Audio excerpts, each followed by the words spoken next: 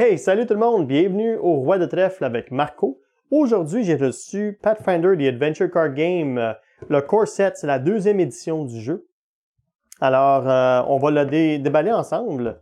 On va se faire le tour de la boîte, regarder un peu le côté artistique de Pathfinder, qui a toujours été le fun, mais je trouve que dans cette édition-ci, ils sont allés un peu plus loin côté graphique. Vous allez voir avec le look des cartes qui a changé un peu. Donc, pas mal des beaux designs chaque côté de la boîte, des belles couleurs.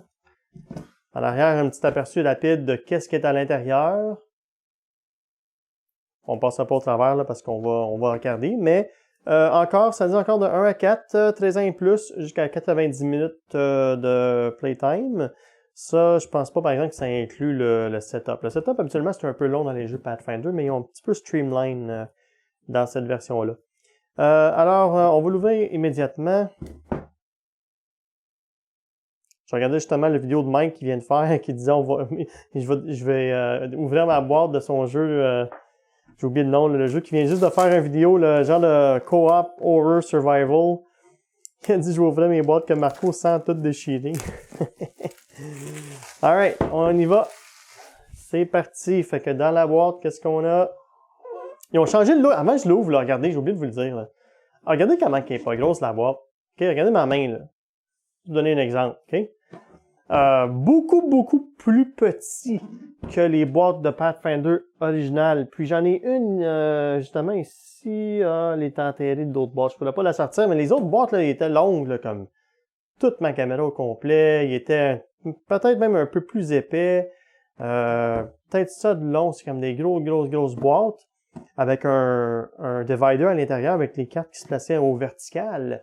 La façon que ça fonctionnait, la première édition du jeu, c'est que tu achetais le jeu de base, mettons, de Mummy's Mask, c'était un des différents kits qu'il y avait. Puis ensuite, tu achetais le Character Add-on Pack, tu achetais l'aventure numéro 2, numéro 3, numéro 4, numéro 5, numéro 6, numéro 7, je pense, peu importe combien il y en a, ça dépendait du set. Je pense qu'il y en avait 6 ou 7.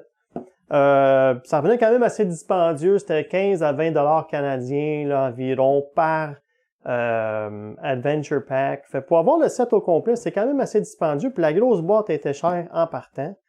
Ce qu'ils ont essayé de faire avec celui-ci, c'est qu'ils ont slim down, ils ont fait ce qu'ils appellent un core set. Donc, vous avez les cartes de base pour jouer.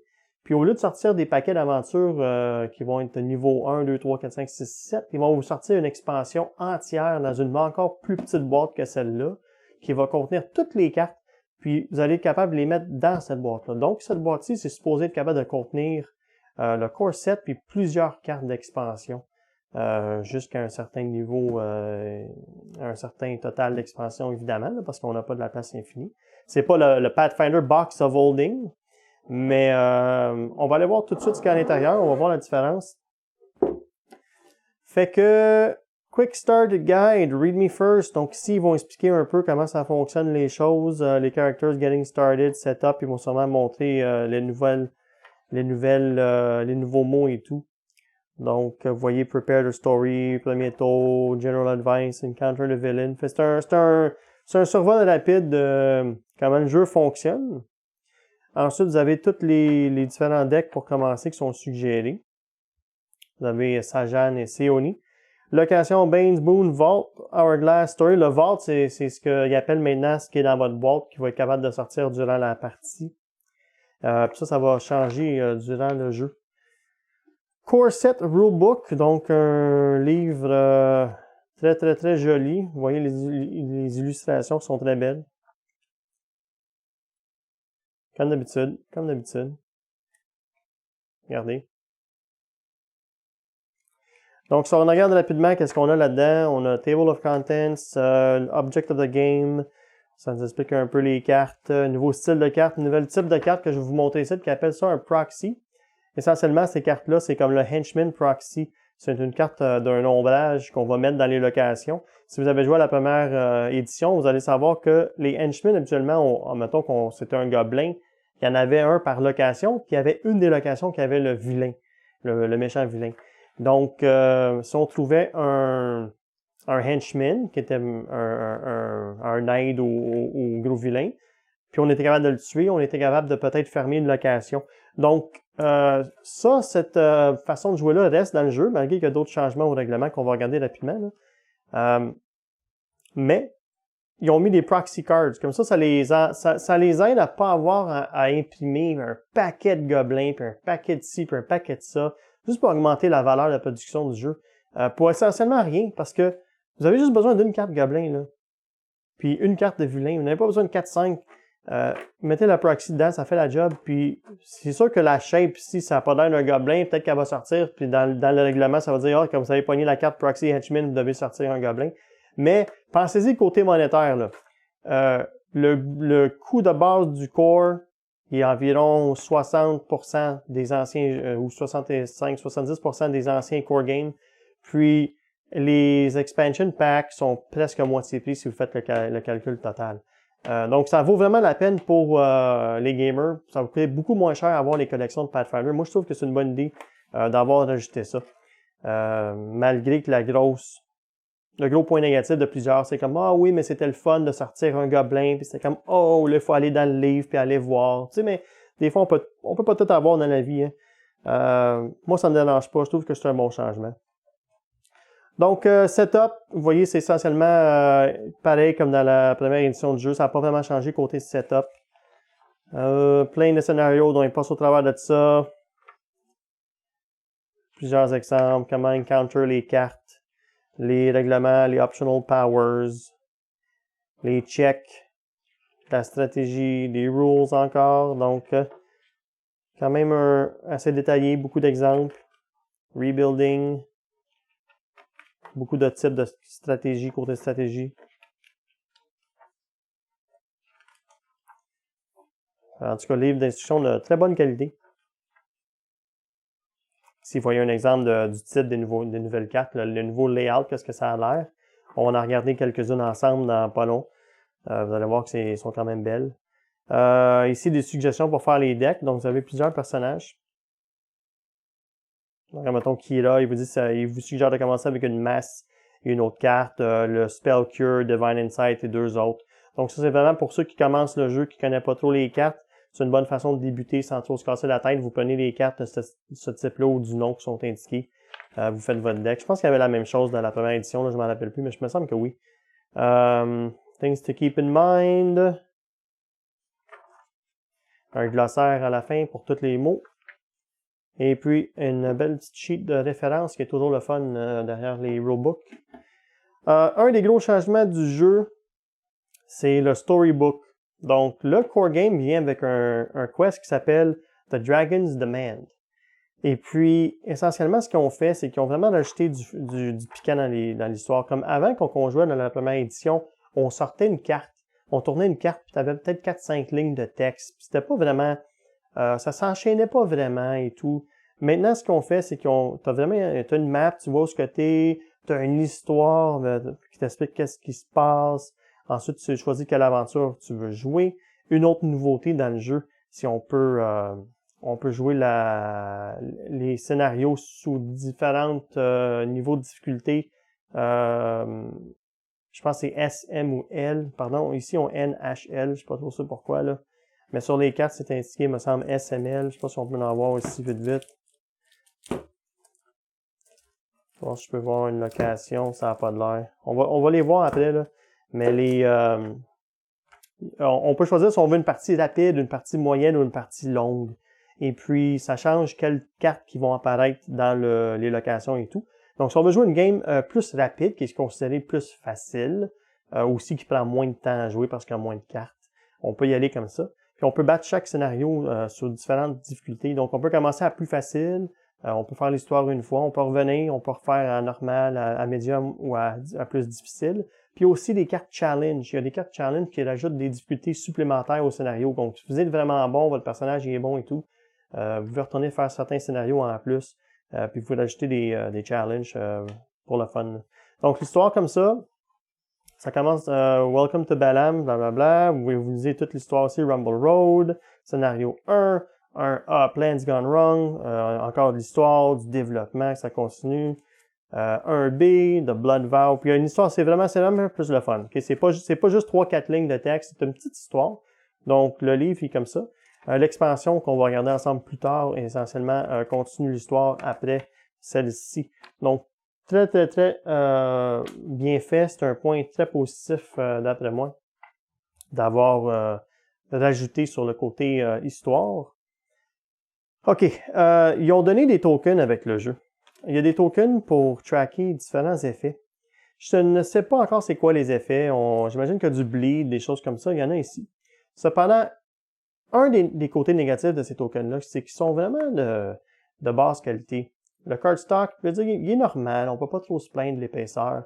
Mais si on se l'approche, je ne sais pas si vous pouvez le voir. Regardez là, en bas ici, les tokens. Je sais pas, il y a un angle sur la caméra que vous pouvez le voir. Voilà, vous voyez maintenant. Vous voyez les défauts de print. C'est comme tout ratatiné. C'est comme s'il y avait trop de colle sur le papier de finition qu'on a mis sur le carton. Ça a coupé tout croche. Puis quand j'en dépunch un, là, vous allez voir, là, regardez les côtés du token. Il y a des petites pinouches qui restent sur les côtés. Fait que c'est vraiment, vraiment, vraiment le point négatif du jeu. Malgré qu'ils ont voulu faire de quoi de le fun puis donner des tokens. Alors, regardez, il n'y en avait pas de tokens puis des pions, des pawns pour vos personnages dans la première édition. Ils ont décidé de rajouter ça. Mais ils ont vraiment fait une job médiocre. Donc, c'est peut-être juste un problème de first print. Peut-être que la deuxième print qu'ils vont faire du core game, ils vont régler ça. Je l'espère pour tout le monde. Mais regardez, on peut vivre avec. Puis de toute façon, moi, je pense que je vais sûrement faire mes pop tokens sur la chaîne. Je vais sûrement faire une vidéo à un moment donné comment faire vos pop tokens. Donc, n'oubliez pas de faire un subscribe sur notre chaîne si ça vous intéresse. Puis je vais vous expliquer ça. Fait qu'essentiellement, c'est ça, les tokens pour être capable de tracker qu'est-ce qui se passe à différents endroits, peut-être des types de spells, des choses comme ça sur les différents personnages. Vous avez des pawns pour chaque perso. Donc, au lieu d'avoir une carte de personnage devant une location, vous allez avoir un pawn. Donc, un peu plus le fun. Encore plus le fun, ils vendent même les figurines des personnages dans des kits Pathfinder Miniature Game. Donc, vous pouvez les acheter séparément même, puis vous passez de ça si vous voulez. On va mettre ça ici vite, vite. Dans la boîte, vous voyez, il y a pas mal de place. C'est divisé en trois sections égales. Bien de la place pour mettre toutes vos cartes. Puis regardez, là, tout ce qu'on a dans le corset, c'est ces 4 paquets-là. Donc, si on les met toutes ensemble, regardez là, qu'est-ce que ça prend. Fait que vous avez de la place en masse dans la boîte pour toutes les expansions. En plus de ça, on va aller voir les cartes après, là, mais comme dans le set 1, vous avez les bases pour les pawns. Les dés bleus, comme dans la première édition, les mêmes dés. Aucune différence. Ce qu'on a acheté, ce que j'allais dire, c'est qu'on a acheté des dividers, des séparateurs. Donc, on va les regarder ensemble, on va les ouvrir. C'est quand même le fun. Fait que, quand même, imprimé des deux côtés. Carton de bonne qualité. Ça serait peut-être le fun de les plastifier si on va jouer souvent à travers. Spécial, Character 6, 5, 4, 3, 2, 1, Future Adventures, Remove from the Game, les Blessings, les Allies, les items, les armures, les spells, les weapons, les barriers, les monstres, les Story Banes, les Proxies, donc ça c'est les espèces d'ombrage des vilains, et des henchmen, Other Support Cards, des Wild Cards, je sais pas c'est quoi, des Scourge, des locations, et puis des Character and Roll. Donc, c'est les séparateurs qui sont quand même une bonne size. Si vous regardez comme ça avec les cartes, là, ça va sortir d'une bonne distance. Regardez. Alright, fait que ça, c'est quand même super cool. Moi, j'aime ça. Il y en a beaucoup du monde, des gens qui aiment l'ancien layout de la boîte, que toutes les cartes sont verticales dans des petites affaires en plastique. D'un côté, c'est le fun, mais d'un autre côté, c'est que tu te promènes, ta boîte tourne à l'envers, peu importe. Puis c'est arrivé à un de mes chums, c'est arrivé à JF que sa boîte a tourné à l'envers. Je sais pas trop comment. Toutes ces cartes étaient toutes rendues mélangées. Fait que c'est ça, là, tu mets tes cartes là-dedans, t'as tes livres par-dessus, tout ferme, ça bouge plus. T'en as pas de problème. Positif. Moi, je trouve que c'est positif. Des foams, évidemment, parce qu'il n'y a pas assez de place, fait qu'il faut utiliser ça pour un bout de temps, jusqu'à temps que vous avez toutes les collections. On va regarder les cartes. Fait qu'on va mettre ça en haut ici. Open Me First. Je vais essayer de pas rien gâcher. Je vais pas regarder toutes les cartes, mais on va en regarder quelques-unes de différents types. Fait que j'irai pas avec le Open Me First. Don't open any other cards. Ça, c'est quand vous commencez à jouer, sûrement que le deck, la première aventure, le tutorial qui est déjà build, ça veut dire prenez ces cartons. On va aller voir c'est quoi là. On va commencer avec lui parce que la carte de character, puis je vais vous montrer quelque chose qui est le fun avec les characters. Ce qu'ils ont fait dans la deuxième édition du jeu, c'est qu'ils ont essayé vraiment de rajouter du piquant côté jouer coopératif et aussi ils ont essayé de toucher plusieurs sections du jeu qui étaient un peu médiocres. Comme souvent dans le jeu de base, ce qui pouvait se passer, c'est que on allait dans une location, on jouait à 3 ou 4 joueurs, puis là, on trouvait, mettons, un henchman. Puis on commençait à se battre contre le henchman. Puis le henchman, il avait, je sais pas, 15 points de force. Alors, moi, je jouais mon arme, un ally pour m'aider, un blessing. Là, mon chum, il jouait un blessing, un arc. Là, l'autre, il jouait un autre blessing. Puis l'autre, à la fin de la journée, on jouait 4 blessings, 4 weapons. On jouait plein d'affaires. Puis là, c'est comme si on voulait 53D contre le monstre. Il n'y avait pas de challenge. Fait que ce qu'ils ont fait, ils ont changé, je pense que c'est le plus gros changement dans le jeu. Ça va avoir de l'air weird, ce que je veux dire, mais côté gameplay, je suis allé voir là, du monde qui ont joué, puis on dit ça marche, puis ça ajoute un peu un côté stratégique au jeu qui était pas là avant. Avant, c'était comme, ah ouais, on a les cartes, bing, bing, bing, bing, ah ouais, roule, jette tes 12 dés, tu vas l'avoir, c'est sûr, même pas obligé de compter. Tu sais, ça enlève une partie du jeu stratégique, une partie stratégique du jeu. Fait que dans celle-là, il y a plus de façons d'aider les gens. Il y a plus de façons d'aider les gens si vous êtes avec eux dans la même location. Il y a encore certaines cartes, comme par exemple le Archer, je ne me rappelle plus de son nom, le genre de Dwarf. Lui, il est capable d'avoir des weapons qui vont faire des assists d'ailleurs dans d'autres locations et ainsi de suite. Mais ils ont vraiment travaillé pour améliorer le côté coop du jeu. C'est-à-dire que si on est dans la même location que quelqu'un d'autre, ils ont changé plusieurs cartes pour vous donner la chance de jouer plus de cartes pour aider les autres. Je pense que c'est un gros changement. Puis la grosse limite que je suis en train de parler, c'est que maintenant, quand les autres vous aident dans le jeu, il y a une limite d'une carte de chaque type. Non par joueur, comme dans la première version du jeu, mais dans la deuxième édition, c'est une carte de chaque type pour le groupe entier. Donc, ça vient limiter le nombre de blessings. Il va juste en avoir un qui peut être joué. Les weapons, il va juste en avoir un qui peut être joué. À moins qu'il y ait un nouveau keyword qui s'appelle dessus, qui s'appelle, je me rappelle pas c'est quoi, ça dit pay, on va le regarder ensemble, là. Il y a un keyword spécial qui vous laisse jouer des cartes au-delà de la limite de groupe. Mais c'est un super gros changement. Je pense que ça va rajouter du flair stratégique. Il va falloir penser à quelle carte jouer et à quel moment, au lieu de tout jeter ou tout garder pour se battre contre le dernier boss. Fait qu'allons voir la carte.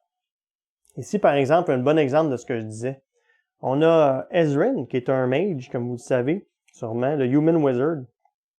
Regardez en bas, ça dit « On local check against a magic card, you may recharge a card to add 1d4, puis on peut l'upgrader à 1d6. » Ce que ça veut dire, ça en français, c'est que si il y a un check à sa location, même si c'est pas lui qui fait le check, lui il est capable de faire de recharger une carte pour donner un D4 de plus à la personne qui fait le check. Donc ça, c'est les pouvoirs des characters, ils ont souvent des choses comme ça maintenant, qui sont capables d'aider les autres un peu plus. Fait que le jeu, il y a moins de feeling de jouer, d'être un jeu solo. Souvent, dans la première édition du jeu, c'était vraiment comme tout le monde se sépare, tout le monde va dans une place séparée, puis ouais, let's go. Puis là, tout le monde essaie de fermer les locations en même temps, puis il y avait pas vraiment de côté coop au jeu, à part être capable de dire, tiens, moi j'ai un blessing, une carte, paf, joue ça, puis roule 10 dés de plus. Maintenant, c'est vraiment bien d'aller dans les locations avec d'autres personnes, non seulement parce qu'on peut s'entraider, mais aussi parce qu'ils ont enlevé les locations qui sont fermées. Maintenant, les locations fermées, ça n'existe plus. Donc, dans la première édition, quand la location était fermée, on tournait la carte de côté, puis c'était indiqué Close Location. Si vous venez ici, vous pouvez rechercher une carte dans le deck ou bien vous healez de 2 ou peu importe. Donc, souvent, les personnages qui étaient blessés ou qui allaient mourir ou peu importe, ils allaient se cacher là. Maintenant, ça vaut pas la peine. Vous avez juste vous y allez en groupe, vous avez plus un feeling d'aventure, d'un dungeon crawl co-op. Vous y allez ensemble parce que maintenant les personnages s'entraident tellement plus que l'autre joueur qui a beaucoup d'armure est capable d'utiliser ses cartes pour protéger son ami et ainsi de suite. Vraiment des bons changements. En plus que même si vous faites un combat, vous perdez le combat, vous prenez le damage. Dans la première édition du jeu, il y avait essentiellement, vous perdez un combat, je pense qu'on mélangeait la carte dans le deck, on la remettait sur le tas, je ne me rappelle plus exactement. Maintenant, si quelqu'un d'autre dans la location avec vous, il est capable de faire un revenge, c'est-à-dire qu'il bury une carte qu'il a dans ses mains, il fait un bury, puis il est capable d'aller affronter la créature avant qu'elle disparaisse ou qu'elle se refait brasser dans le deck. Donc, super intéressant qu'on peut faire des avenge, des avenge. On peut avenger notre chum qui a perdu au combat. Mettons, vous êtes un rogue, puis il y a le mage qui est devant vous, qui avance en premier, puis il active un trap. Bon. Il y a peut-être que vous allez être capable de jouer une carte qui bloque son damage, il prend pas aucun damage, mais au lieu que le trap il reset, ben toi tu peux faire revenge, parce qu'il a manqué son check, puis tu peux peut-être désarmer le trap pour qu'il ne devienne pas une nuisance. Donc super intéressant, puis ça aide à avancer les cartes dans le deck. Essentiellement, le reste des cartes, c'est pas mal pareil. Vous avez vous voyez le look est changé là, en partant. Vous avez les stats des personnages. Donc souvent, ce que le monde fait, c'est mettre un sleeve qui sont capables de cocher dessus. Sinon, il y a des feuilles séparées. Il y a une petite histoire du personnage qui sont en arrière avec les nombres de cartes que vous avez droit. Qui peut être upgradé aussi. Donc, nouveau layout. Moi, je trouve le nouveau layout assez intéressant. Fumbus, ça, c'est d'autres characters. On regardera pas tout, là.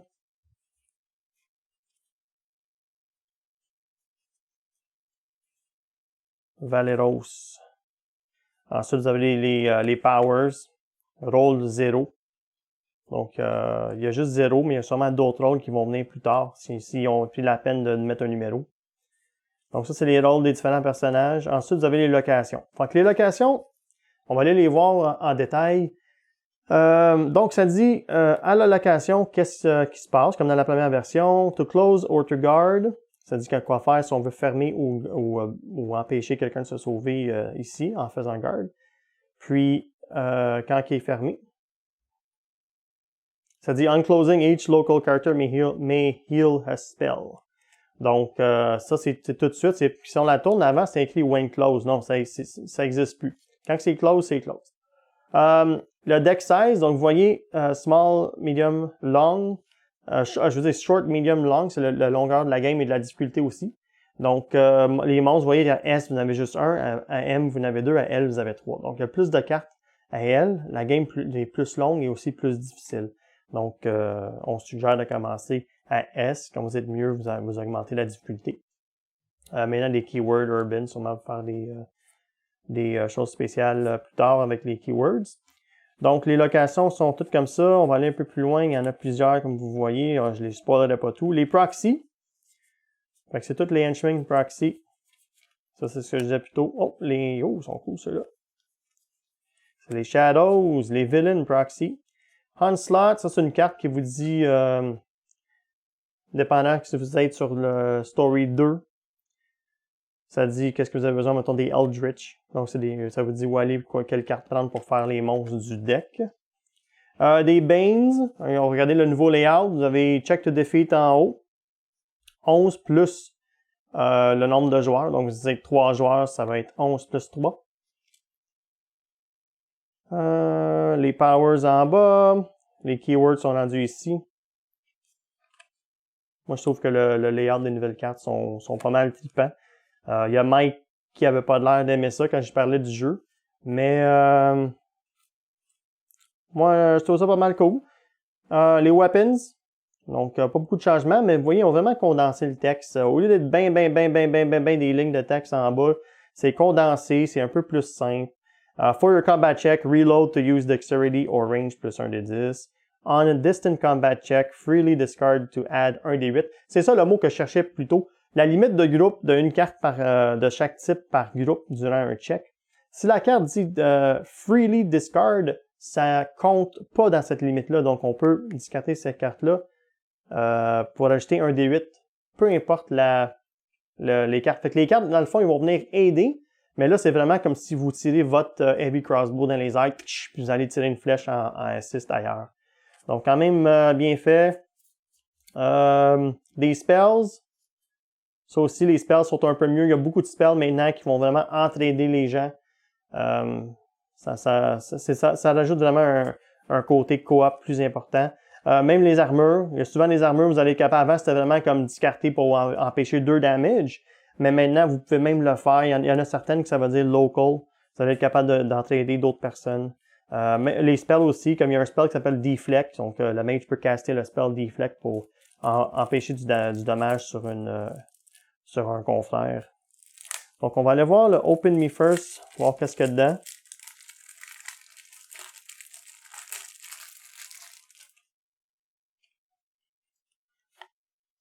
OK, fait que encore des bonhommes, c'est ça. C'est les bonhommes, les cartes qui commencent avec. Ah oui, les allies. Les cartes allies, je trouve qu'à date, de tout le kit, là, c'est les moins belles. Okay? Vous les voyez, ceux-là, sur Board Games Geek, justement, ces deux cartes-là, ils sont dans la section photo, là. Sont un peu moins belles que le reste. OK? Mais une chose qui est le fun avec les allies maintenant, c'est que il y en a plusieurs qui peuvent vraiment aider d'autres personnages dans votre location. Donc, ça revient à ce que je disais plus tôt. On peut aller dans une location coop, contrairement à la première édition où c'était peut-être mieux de se séparer à cause du temps. Là, on peut vraiment rester ensemble. En plus, on peut s'entraider avec des allies. Même chose pour des blessings. Les blessings, vous voyez, ils ont toutes des belles petites photos différentes ici. Il y a même des blessings pour s'entraider. Donc, vous voyez d'autres spells. Je ne vais pas tout spoiler, fait que je vais vite. Si vous voulez les voir, vous pouvez peser pause. Donc, essentiellement, ça, c'est le deck pour commencer, là, qui vous explique comment jouer. Qu'est-ce d'autre que j'ai manqué? Des monstres. Mettons, un Dire Boar. Donc, combat de 10 et ensuite un autre combat de 11. Donc, côté artistique, moi, je trouve que c'est un plus. Moi, j'aime bien le nouveau look des cartes. Oh, la Acolyte, la carte préférée à GF. Alright. Fait que ça, c'était le Open Me First. On met ça ici. On va faire un survol rapidement des autres paquets avant que je vous donne mon petit mot de la fin.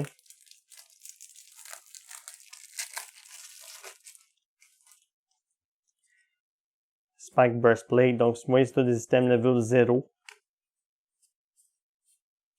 Oh, popé. Oh, wow, regardez ça. Ça fait peur. Un Griot, un Storybane. Donc, moi, côté artistique, côté couleur, je trouve que le layout, là, comme je vous dis, très excitant. Regardez, voilà, quelle carte ici.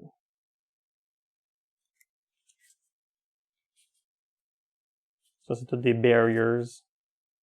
Deadbane Light Crossbow, weapon level 1. Nice.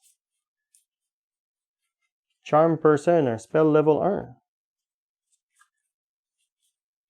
Fait qu'essentiellement, le core du jeu, le gameplay, il est pas mal pareil. Il est juste un petit peu plus axé sur jouer en groupe plus qu'avant. OK? Mais la façon que vous allez jouer va pas mal être pareil. Donc, vous allez vous sentir familier dans la deuxième édition. Ça va vous coûter moins cher à avoir toutes les cartes et toutes les expansions. Voyons.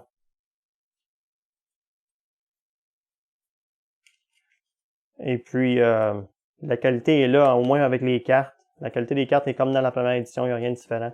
Les tokens, ça laisse à désirer, mais c'est pas la fin du monde. Fait qu'on va juste passer au travail vite. Je vous en montre juste quelques-unes, là, parce qu'il y a trop de cartes. Vous allez les voir quand je vais faire mon gameplay. Un jour. Regardez-moi ça, là. Les couleurs sont belles. Tu sais, un des complaints, c'était que les couleurs étaient foncées, c'était laid, mais le monde jugeait beaucoup les cartes comme le horse puis le soldat qu'on a regardé. Mais tu sais, la plupart des cartes sont hot, là. Ça descend peut-être de qui a fait l'image aussi, là. Il y en a qui sont un peu moins excitantes, là, comme un compas.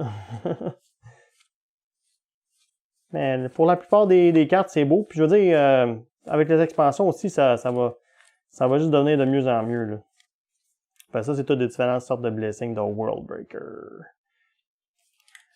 Alors, ça, c'est les cartes qui sont à l'intérieur.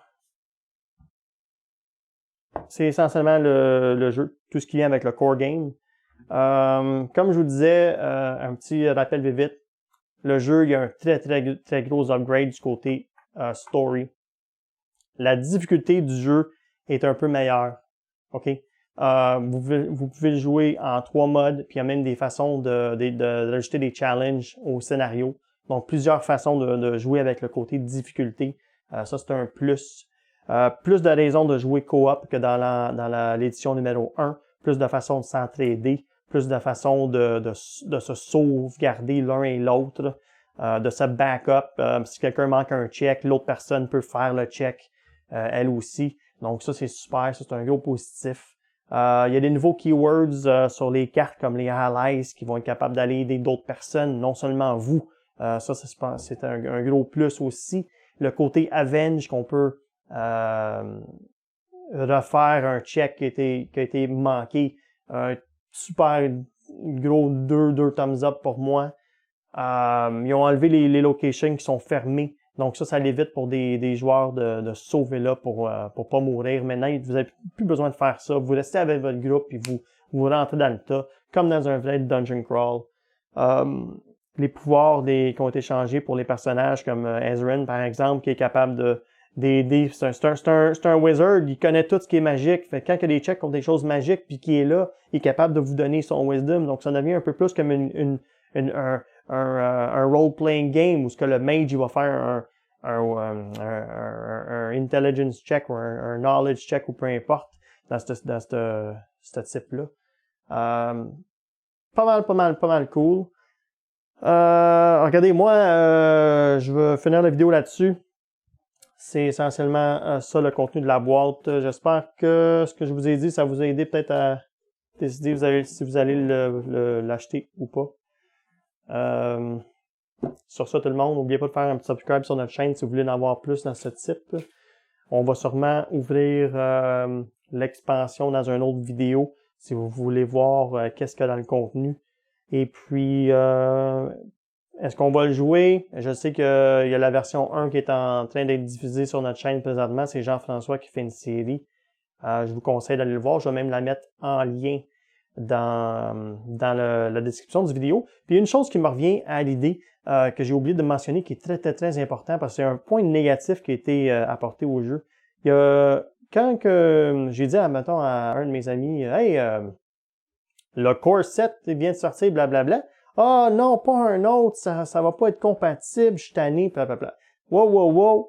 Le jeu, il est 100% compatible avec tout ce qu'il y avait avant.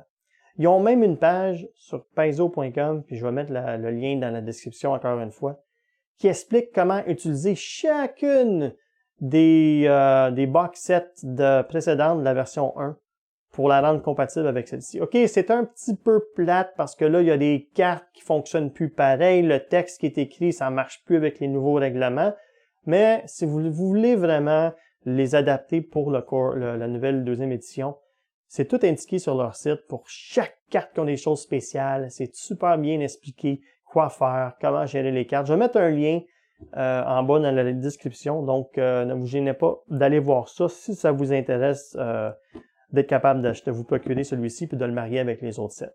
Donc ça se fait. De mon côté à moi, je préfère juste commencer à neuf, continuer avec celui-ci.